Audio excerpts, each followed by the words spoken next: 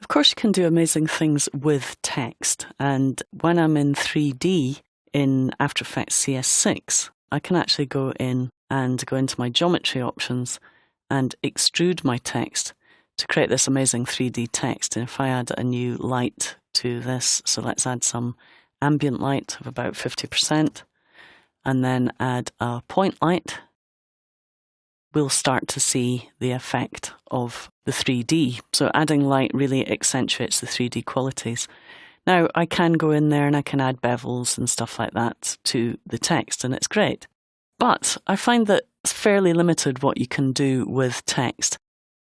You can adjust the whole of it, and you can add animators to do things like adjust the position and skew, rotation, opacity.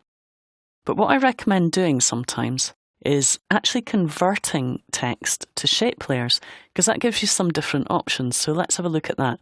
We go to Layer, Create Shapes from Text, and again, we can go in and we can extrude. So let's go into our geometry options. We can also adjust material options as well, if we want to. We can still add our bevels. But the other nice thing is we get different options from the ones we get from just standard text layers. So I can do things like round the corners. So if I don't have a nice round font to use, I can just go in and adjust the round corners effect and get this nice kind of cartoony look. I could also add, let's say, maybe a little bit of a twist in there. So I can apply my twist settings and create a little bit of a curve in terms of the shape of the characters. And I can go on and on. I have things like wiggle paths, which allows me just to create some random animation on the edges of my path. Now you'll see it starts to slow down a little bit when I add that, so I'm probably going to stop that playing back. It's probably a little bit too complicated. There's a lot of detail in wiggle paths, and that combined with 3D can be a bit much.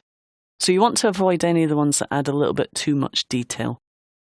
But things like twist and round corners are really handy to apply to your text layers, and there isn't a way of doing that easily with text layers. So have a think about using some of these options. There's also the repeater, of course. So if we want multiple shape layers, we can do that too. Let's just open our repeater, and we've got 3 copies. And at the moment, they're offset by the X position, but if I take that down to 0 and offset them on the Y-axis instead, we'll now have 3 copies of our text. Okay, and let's just offset that a little bit. So let's go up to our offset options and put that to have value of 1 or -1. And we've now got 3 copies of our shapes layer. And of course, anything we do will now be applied to those copies. So we can do things like rotate them and create all sorts of amazing effects using our operators, scale some of them down, okay, so that they scale over time. And it's just a lot of fun. So I really recommend that you have a play with shape operators on text by converting the text to shapes, and then applying some operators and having a bit of fun.